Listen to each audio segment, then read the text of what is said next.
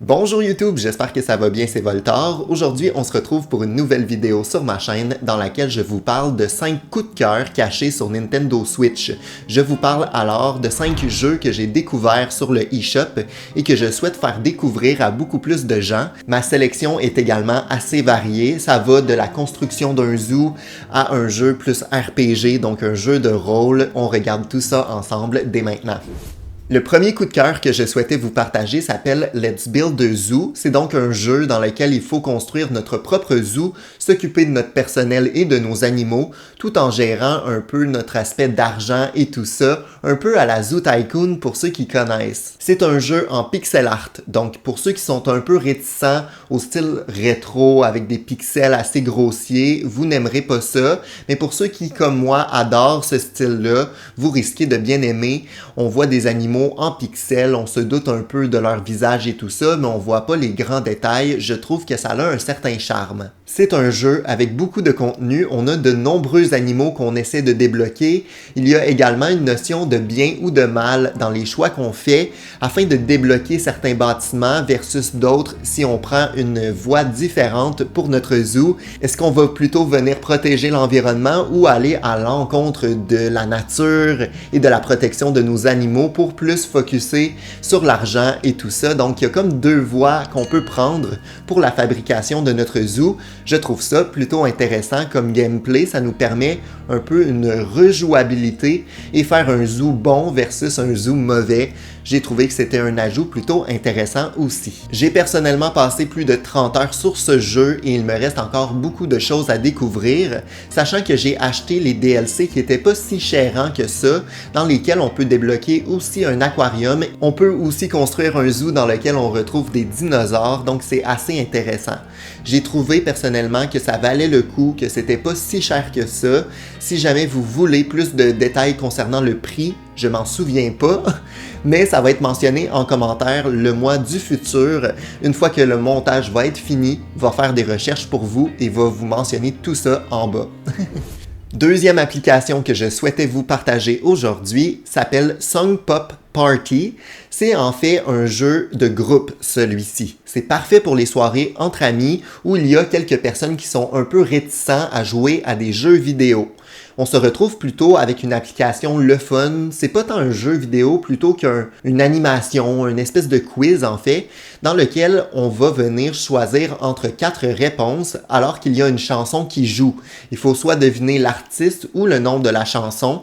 Donc c'est un côté un peu divertissant, un peu challengeant et ça rejoint un peu tout le monde d'avoir une diversité de playlists possibles. Personnellement, je l'ai essayé avec 2 groupes d'amis. La plupart ont accroché, je dirais qu'un groupe d'amis plus que l'autre, mais globalement, ça fait des soirées assez animées. On peut sélectionner des playlists variées qui vont rejoindre différentes personnes.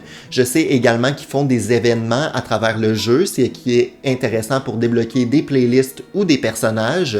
Et il y a aussi l'ajout continu de nouveaux contenus. La dernière fois que j'ai essayé, il y avait des nouvelles playlists mises à jour, donc c'est assez intéressant d'avoir du contenu gratuit comme ça. Si vous êtes du genre à faire plusieurs soirées par semaine, c'est sûr que ça peut être vraiment gagnant là, parce que ça rejoint tout le monde.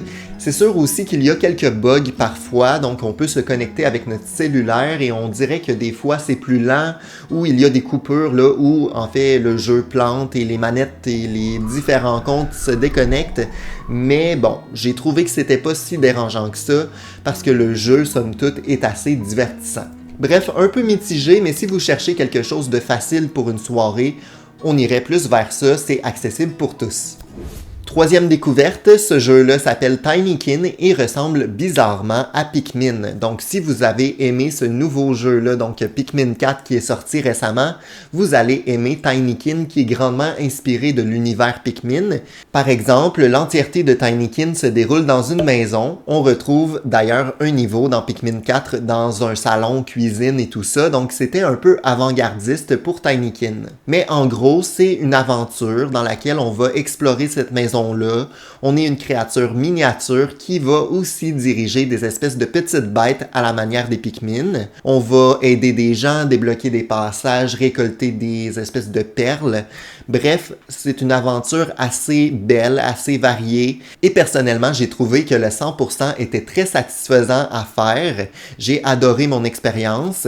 C'est sûr qu'elle est un peu courte, donc le jeu, globalement, il n'y a pas beaucoup de chapitres ou de pièces à explorer. J'aurais peut-être voulu plus. Tu sais, Pikmin 4, par exemple, en comparatif, est beaucoup plus long, beaucoup plus complet.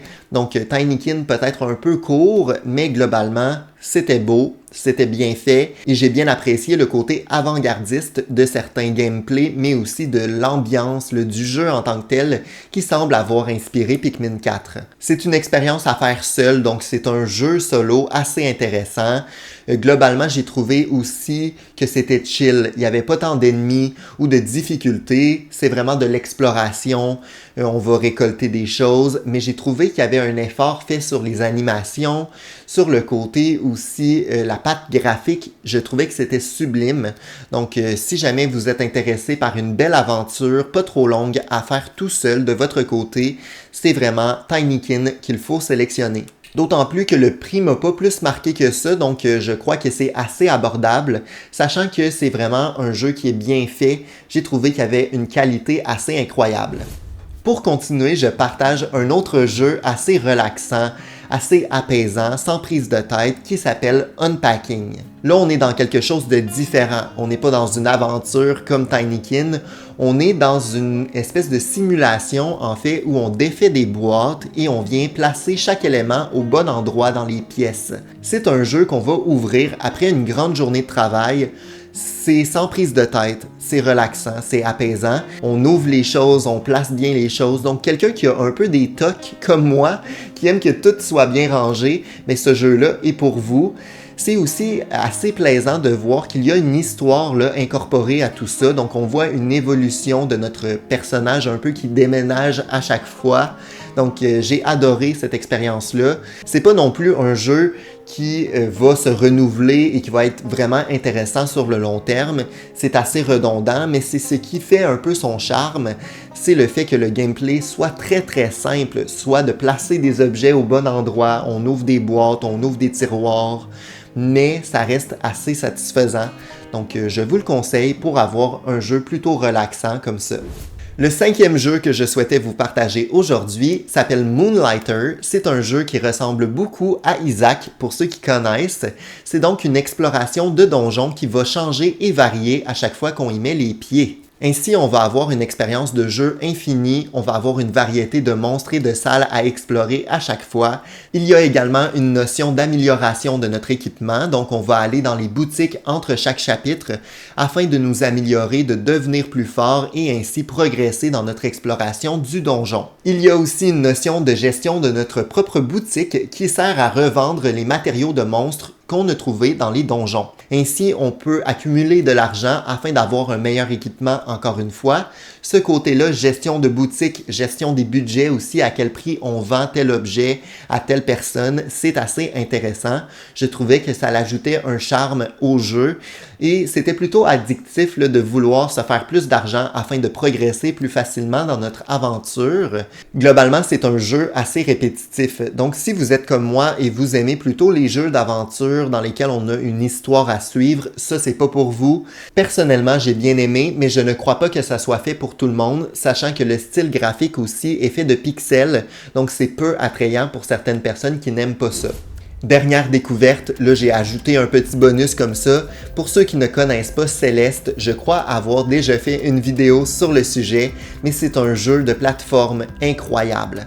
Donc si jamais vous voulez une expérience unique avec des musiques épiques, une aventure assez intéressante, des personnages attachants, un jeu de plateforme plutôt challengeant, plutôt difficile. C'est un peu un die and retry, mais qui est hyper intéressant, hyper développé. Je trouve que Celeste, c'est vraiment un go-to, donc il vous faut jouer à Celeste pour ceux qui n'ont jamais expérimenté ce jeu-là, qui est tout à fait unique, qui est assez long aussi et qui est prenant, surtout pour une personne comme moi qui aime ça faire à 100% les choses. C'est plutôt difficile sur Celeste. Bref, c'était mes 5 ou 6 coups de cœur de la Nintendo Switch, des jeux un peu moins connus que je souhaitais vous partager. Si jamais vous voulez d'autres vidéos au sujet de mes coups de cœur sur Nintendo Switch, partagez-moi tout ça en commentaire. Ça va me faire plaisir, il y a plein d'autres jeux assez intéressants que je souhaite vous présenter. On se retrouve de toute façon assez vite pour de nouvelles vidéos sur la chaîne. Ciao!